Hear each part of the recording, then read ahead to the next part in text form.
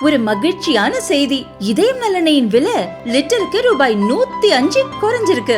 September 2023ல 1 litre இதயம் நல்லெண்ணெயின் அதிகபட்ச விலை ரூபாய் 503. ஆனா இப்ப 1 லிட்டர் இதயம் நல்லெண்ணெயின் விலை ரூபாய் 398 மட்டும்தான் தமிழ்நாட்டுல. அப்ப இனிமே எல்லாரும் இதயம் நல்லெண்ணெய் வாங்கலாம் இல்ல? காவல்துறையினுடைய மானிய கோரிக்கை விவாதத்தின் போது தமிழகத்தில் செயல்பட்டுக் கொண்டிருக்கக்கூடிய மத அடிப்படைவாத பயங்கரவாத செயல்களை பற்றியெல்லாம் குறிப்பிட்டேன். ஆனால் தமிழகத்திலே எதுவுமே இல்லை என்று மறுத்தார்கள். அதற்கு பின்பாக அரசாங்கத்தினுடைய கொள்கை விளக்க குறிப்பேட்டை பற்றி அதில் படித்து காட்டினேன். அல் கொய்தா, ISIS போன்ற சர்வதேச அளவிலான இஸ்லாமிய பயங்கரவாத அமைப்புகளுடைய செயல்பாடுகள் இருப்பதை அரசே ஒத்துக்கொண்டிருக்கிறது. அது மட்டுமல்ல, 100க்கும் மேற்பட்ட இளைஞர்கள் அவர்களுக்கெல்லாம் மதகுருமார்களை வைத்து, மருத்துவர்களை வைத்து நல்வழிப்படுத்தினோம் என்கின்ற அறிவிக்கையும் அதுல கொடுத்திருக்காங்க. அப்படி இருக்கின்ற பொழுது இதை பற்றி நான் பேசுகின்றதை இல்லை இல்லை அப்படியெல்லாம் இல்லை என மாண்புமிகு பேரவைத் தலைவர் அவர்களும் மறுக்கிறார். அமைச்சர்களும் சம்பந்தமில்லாத பதிலை சொல்கிறார்கள்.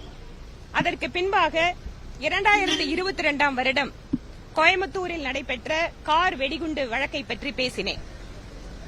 தமிழகத்தில் எதுவுமே இல்லை, அமைதி பூங்கா என்று சொல்கின்ற தமிழக அரசு ஆடிட்டர் ரமேஷ் கொலை வழக்கிலிருந்து ஆரம்பித்து கோவை குண்டுவெடிப்பு, RSS அலுவலக குண்டுவெடிப்பு என்று தொடர்ச்சியாக தமிழகத்தில் மத பயங்கரவாத அமைப்புகள் இன்னமும் செயல்பட்டுக் கொண்டிருக்கிறார்கள். இல்லை என்றால் தேசிய புலனாய்வு முகமை மாசத்துக்கு ஒரு தடவை ரைடு பண்ணி எதற்காக ஆட்களை பிடிக்க வேண்டும்? அதுவும் கோயம்புத்தூர் சிலிண்டர் வெடி விபத்து என்று மாநிலத்தினுடைய முதலமைச்சர் குறிப்பிட்டுட்டே இருந்தார். அப்போதிருந்து நாங்கள் சொல்கிறோம், இது சிலிண்டர் விபத்து கிடையாது, திட்டமிட்ட ஒரு மத பயங்கரவாதிகளுடைய தாக்குதல். கோவையில் இருக்கக்கூடிய மக்களை குறிவைத்து, அதிலும் குறிப்பாக சத்தியமங்கலம் காட்டிலே இஸ்லாமியர்கள் இல்லாத மற்றவர்கள் அனைவரையும் அழித்தொழிக்க வேண்டும் என அந்த வெடிகுண்டு விபத்திலே, அதாவது அந்த பயங்கரவாதி அந்த இடத்தில் இறந்து போன நபர் பேசியதெல்லாம் குற்றப்பத்திரிகையில் இருக்கிறது. 4 குற்றப்பத்திரிகைகள் இதுவரைக்கும் தேசிய புலனாய்வு முகமை கோவை கார் வெடிகுண்டு விபத்திலே வழக்கிலே தாக்கல் செய்திருக்கிறார்கள். ஆனால் இதை பற்றியெல்லாம் பேசுவதற்கு தமிழக அரசு தயாராக இல்லை. நான் அங்கு குறிப்பிட்டது என்னவென்றால், மத பயங்கரவாதிகளுடைய செயல்கள் தமிழகத்தில் நடைபெற்றுக் கொண்டிருக்கிறது.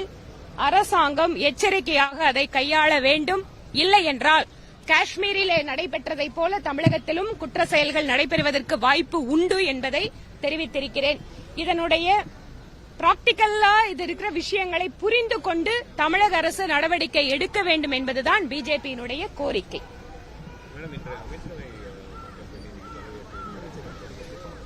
ரொம்ப வித்தியாசமான பதில்களை எல்லாம் நீங்க தமிழக அமைச்சரவையில பார்க்கலாம். குற்ற செயல்கள் நடைபெறுகிறது, ஆனால் உடனடியாக நாங்கள் FIR பதிவு செய்கிறோம் என தமிழகத்தினுடைய மரியாதைக்குரிய முதலமைச்சர் நான் பேசும்போது குறிப்பிட்டார்.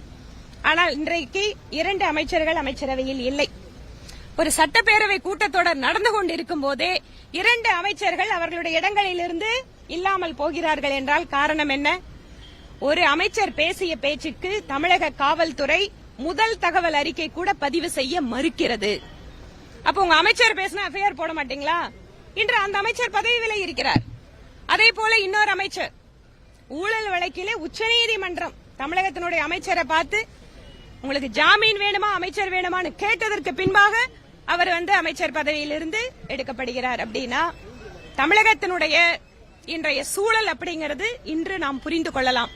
அதே போல புதிதாக ஒரு அமைச்சரை சேர்த்துக் கொள்ள இருக்கிறார்கள். அவர் இதற்கு முன்பாகவும் அமைச்சரா இருந்தவர் தான். என்ன காரணத்துக்காக அவர் எடுத்தாங்க தெரியாது. ஒரு அமைச்சரை சேர்த்துக் கொள்வது சீஃப் மினிஸ்டரோட பிரெரோகேட்டிவ். நாங்க அந்த ரைட்டை டிஃபெண்ட் பண்ணல. பட் என்ன கேட்கிறோம்னா, திடீர்னு ஒரு ஆளை எடுக்கிறீங்க, அதே ஆளை நீங்க கொண்டு வந்து அமைச்சரா போடுறீங்க.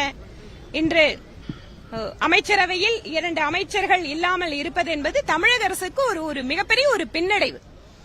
இதை மக்களிடம் எடுத்து செல்வதற்கு பிஜேபி முயற்சி செய்து கொண்டிருக்கிறது. செய்வோம். நன்றிப்பா.